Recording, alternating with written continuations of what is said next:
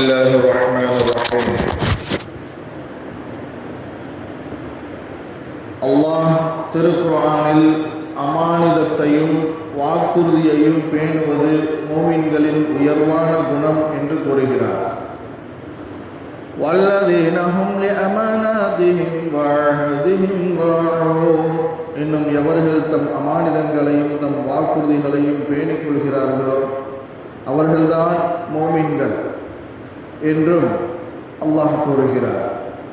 இன்னல்லாஹ யஅமுருக்கும் அன் துஅத்துல் அமானாத்தி இலா அஹ்லிஹா வ இதா ஹகம்தும் பைனன் நாஸி அன் தஹ்குமு பில் அத்ல் இன்னல்லாஹ நிஅம்மா யஅதுக்கும் பிஹ் இன்னல்லாஹ கான ஸமீஅன் பஸீரா. நம்பி உங்களிடம் ஒப்படைக்கப்பட்ட அமானிதங்களை அவற்றின் சொந்தக்காரர்களிடம் நீங்கள் ஒப்புவித்து விட வேண்டும் என்றும் மனிதர்களிடையே தீர்ப்பு கூறினால் நியாயமாகவே தீர்ப்பு கூறுதல் வேண்டும் என்றும் உங்களுக்கு நிச்சயமாக அல்லாஹ் கட்டளையிடுகிறார். நிச்சயமாக அல்லாஹ் உங்களுக்கு இதில் மிகவும் சிறந்த உபதேசம் செய்கிறார். நிச்சயமாக அல்லாஹ் யாவற்றையும் செவியுறுவனாகவும் பார்ப்பவனாகவும் இருக்கின்றார். பொதுவாகவே அல்லாஹ் குர்ஆனில் மோமின்களின் வணக்கங்களை பற்றி கூறும் இடங்களில் அதனை தொடர்ந்து அவர்கள் வாழ்க்கையில் பேண வேண்டிய ஒழுக்க நெறிகளை பற்றியும் கூறுவார். உதாரணமாக இந்த வசனங்களில் முதல் வசனங்களில் மோமின்களின் வணக்கத்தை பற்றி கூறுகிறார். இரண்டாம் வசனத்தில் அவர்களின் ஒழுக்கத்தை பற்றி கூறுகிறார். قد أفلح المؤمنون الذين هم في صلاتهم خاشعون. ஈமான் கொண்டவர்கள் நிச்சயமாக வெற்றி பெற்று விட்டனர். அவர்கள் எத்தகையோர் என்றால் தங்கள் தொழுகையில் உள்ளச்சத்தோடு இருப்பார்கள். வல்லதீன ஹும் அனில் லஹ்வி முஅரிதூன். இன்னும் அவர்கள் வீணான பேச்சு செயல் ஆகியவற்றை விட்டு விலகி இருப்பார்கள். வல்லதீன ஹும் லிஸ்ஸகாத்தி ஃபாயிலூன். ஜகாத்தையும் தவறாது கொடுத்து வருவார்கள். வல்லதீன ஹும் லிஃபுரூஜிஹிம் ஹாஃபிதூன். மேலும் அவர்கள் தங்களுடைய வெட்கத்தலங்களை காத்து கொள்வார்கள் என்று அல்லாஹ் குர்ஆனில் கூறுகிறார். பெருமானார் ஸல்லல்லாஹு அலைஹி வஸல்லம் அவர்கள் சிறு வயதிலேயே அமானிதங்களை நிறைவேற்றுவதில் சிறந்தவர்களாக திகழ்ந்தார்கள். அதனாலேயே அம்மக்கள் அவர்களை அல் அமீன் நம்பிக்கைக்குரியவர் என்ற பட்டம் பெயரிட்டு அழைத்தனர். அமானிதம் எனில் ஒருவர் ஒரு பொருளை பணத்தை நம்மிடம் கொடுத்து வைத்து பின்னர் அதனை கேட்கிற பொழுது அதை அப்படியே திருப்பி கொடுப்பதற்கு சொல்லப்படும். நபிகள் நாயகம் ரசூலுல்லாஹி ஸல்லல்லாஹு அலைஹி வஸல்லம் அவர்கள் மக்காவிலிருந்து மதீனாவிற்கு ஹிஜ்ரத் புறப்பட்ட போது தங்களிடம் கொடுத்து வைக்கப்பட்டிருந்த அமானித பொருட்களை ஹஜ்ரத் அலி ரலியல்லாஹு அன்ஹு அவர்களிடம் கொடுத்து உரியவர்களிடம் அவற்றை ஒப்படைக்க சொல்லிவிட்டுத்தான் சென்றார்கள் என்பது வரலாறு. அமானிதம் என்பது வியாபாரம், கொடுக்கல் வாங்கலில் போன்றவற்றிலும் பேணப்பட வேண்டிய முக்கியமான ஒன்றாகும். நம்பிக்கைக்குரிய உண்மையான வியாபாரி நாளை மறுமையில் நபிமார்கள், உண்மையாளர்கள், உயிர் தியாகிகள் ஆகியோருடன் இருப்பார் என்றார்கள் நபிகள் நாயகம் ரசூலுல்லாஹி ஸல்லல்லாஹு அலைஹி வஸல்லம். அத்தாஜிரு ஸதூக்குல் அமீனு மஅன் நபிய்யீன வ ஸித்தீகீன வ ஷுஹதா. உலகில் இஸ்லாமியர்கள் அதிகமாக வாழும் நாடு இந்தோனேஷியா. இங்கு இஸ்லாம் பரவுவதற்கு காரணமாக அமைந்தவர்கள் இந்தியாவிலிருந்து அங்கு வியாபாரத்திற்கு சென்ற 9 நம்பிக்கைக்குரிய உண்மையான வியாபாரிகள்.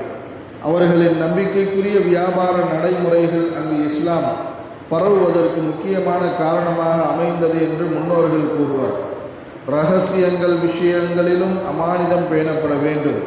ஒருவர் நம்மிடம் ஏதேனும் ஒரு விஷயத்தை கூறி இதை யாரிடமும் கூற வேண்டாம், இது இரகசியமான செய்தி என்று கூறினால் அந்த இரகசியத்தை பேணுவதும் அமானிதமாக கருதப்படும். இதா ஹத்தஸ الرجل حديث ثم التفت فهي அமானா. ஒருவர் நம்மை யாரும் பார்க்கிறார்களா என்று எங்கும் அங்கும் பார்த்துவிட்டு ஒரு செய்தியை நம்மிடம் இரகசியமாக கூறினால் அது பாதுகாக்கப்பட வேண்டிய அமானிதமாகும் என்றார்கள் நபிகள் நாயகம் ரசூலுல்லாஹி ஸல்லல்லாஹு அலைஹி வஸல்லம் அவர்கள். மேலும் இதா லுய்யஅத்தில் அமானத்து ஃபந்தவரிஸ் ஸஆ. அமானிதங்கள் வீணடிக்கப்பட்டால் கியாமத் நாள் வருவதை எதிர்பாருங்கள் என்று எச்சரித்தார்கள் நபி அவர்கள். கொடுத்த வாக்குறுதிகளை சரியாக நிறைவேற்றுவதும் மூமின்களின் உயர்வான பண்பாகும். இது பற்றி அல்லாஹ் குர்ஆனில் வஅஃபூ பில் அஹதி இன்னல் அஹத கான மஸ்ஊலா, இன்னும் நீங்கள் அல்லாஹ்விடமோ மனிதர்களிடமோ கொடுத்த வாக்குறுதியை நிறைவேற்றுங்கள், நிச்சயமாக வாக்குறுதி பற்றி தீர்ப்பு நாளில் உங்களிடம் விசாரிக்கப்படும் என்று கூறுகிறார். இது பற்றி நபி அவர்கள் கூறுகையில் قال لا إيمان لمن لا أمانة له ولا دين لمن لا عهد له. அமானிதத்தை நிறைவேற்றாதவரிடம் ஈமான் என்பது இல்லை, வாக்குறுதியை ஒப்பந்தத்தை நிறைவேற்றாதவரிடம் மார்க்கம் என்பது இல்லை என்று கூறுகிறார்கள். அல்லாஹ்வோடு செய்த ஒப்பந்தங்களாக இருந்தாலும் அடியார்களோடு செய்த ஒப்பந்தங்களாக இருந்தாலும் அதை நிறைவேற்றுவது ஒரு மூமினுக்கு அவசியமாகும். இந்த காரியம் நிறைவேறிவிட்டால் இந்த மாதிரியான தர்மங்கள் செய்வேன் என்று ஒருவன் எண்ணுவது அல்லாஹுடன் செய்கிற ஒப்பந்தமாகும். இறைவனோடு தான் செய்துள்ள இது போன்ற ஒப்பந்தங்களை ஒருவன் நிறைவேற்றாமல் இருந்தால் அவன் வாழ்வில் பல சிக்கல்கள் தனக்கு ஏற்படுவதை உணர்வான். அதற்கு அனஸ் இப்னு நல்வர் ரலியல்லாஹு அன்ஹு எனும் நபித்தோழர் பத்ர் போரில் கலந்து கொள்ளவில்லை. ஆனால் அதற்காக பின்னாட்களில் மிகவும் கை சேதப்பட்டார்கள். நாயகமே, தாங்கள் எதிரிகளின் வியாபார கூட்டத்தை தடுப்பதற்காகத்தானே செல்கிறீர்கள், எனக்கு பெரிதாக அங்கு வேலை இருக்காது என்ற எண்ணத்தில் தான் நான் அதில் கலந்து கொள்ளவில்லை. போர் என்பது தெரிந்திருந்தால் கலந்து கொள்ளாமல் இருந்திருக்க மாட்டேன் என்று அவர்கள் நபி அவர்களிடம் கூறினார்கள்.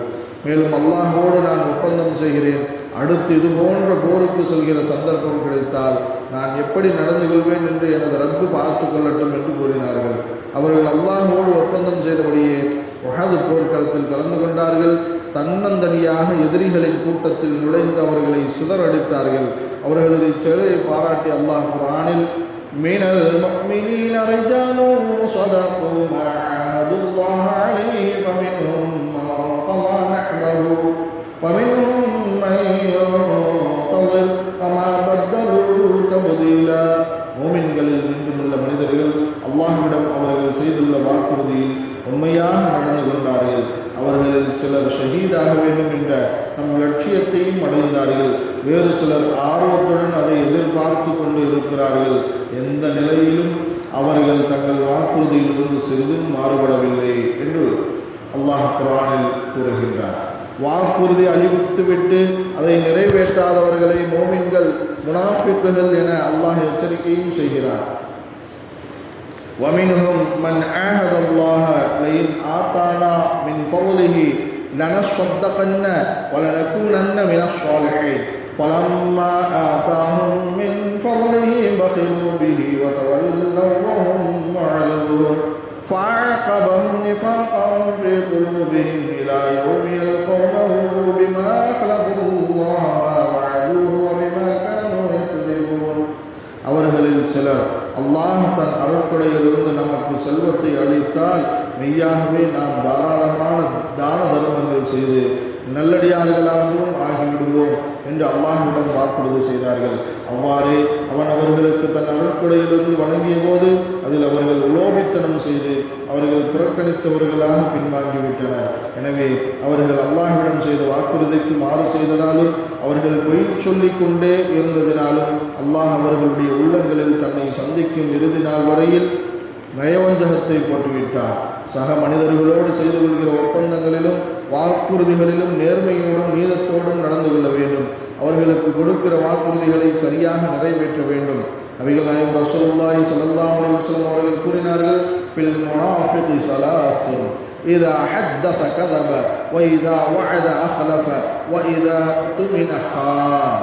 நயவஞ்சகனிடம் அடையாளங்கள் 3: அவன் பேசினால் பொய் பேசுவான், வாக்குறுதி அளித்தால் மாறு செய்வான், அவனை நம்பினால் மோசடி செய்து விடுவான். பெருமானார் ஸல்லல்லாஹு அலைஹி வஸல்லம் அவர்கள் மக்காவிலிருந்து மதீனாவிற்கு ஹிஜ்ரத் செய்து கிளம்பிய நேரத்தில் கஅபாவில் தொழுவதற்கு நாடி அதன் தெருவுகளை வைத்திருந்த உஸ்மான் இப்னு தல்ஹா அவர்களிடம் கஅபாவின் சாவியை கேட்டபோது அவர் தர மறுத்து விட்டார். அப்போது நபி அவர்கள் அவரிடம், இதுபோல் ஒரு நாள் வரும், அப்போது என்னிடம் நீங்கள் இவ்வாறு வருவீர்கள், உங்கள் நிலையில் நான் இருப்பேன் என்று கூறினார்கள். பின்னர் மக்காவிற்குள் வெற்றி வீரராக நபி அவர்கள் நுழைந்தபோது கஅபாவின் சாவி அவர்களின் வசம் வந்தது. பெரும் பெரும் சஹாபாக்கள் அந்த சாவியின் பொறுப்பு தங்களிடம் ஒப்படைக்கப்படும் என்று எதிர்பார்த்து காத்திருந்தனர். ஆனால் நபி அவர்களோ அதனை உஸ்மான் இப்னு தல்ஹா ரலியல்லாஹு அன்ஹு அவர்களிடமே கொடுத்து, இது நிரந்தரமாக கியாமத் நாள் வரை உம்மிடமும் உமது வம்சத்தாரிடமும் தான் இருக்கும். இதை உம்மிடமிருந்து பறிப்பவர் அநியாயக்காரராவார். இது நன்மைகளும் வாக்குறுதியை நிறைவேற்றுதலும் உடைய நாளாகும் என்று கூறினார்கள். மேலும் நபிகள் நாயகம் ரசூலுல்லாஹி ஸல்லல்லாஹு அலைஹி வஸல்லம் அவர்கள் தங்களது வாழ்நாளில் சில ஒப்பந்தங்களை போட்டார்கள், வாக்குறுதிகளை கூறினார்கள். அவர்களது வஃபாத்திற்கு பிறகு அவை நிறைவேற்றப்பட்டது.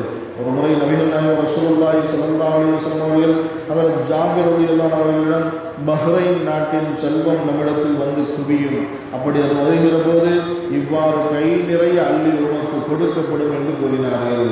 அப்போது நபி அவர்கள் கைகளால் அள்ளுவது போல் செய்கை செய்து 3 முறை கதா கதா கதா இவ்வாறு இவ்வாறு இவ்வாறு என்று கூறினார்கள்.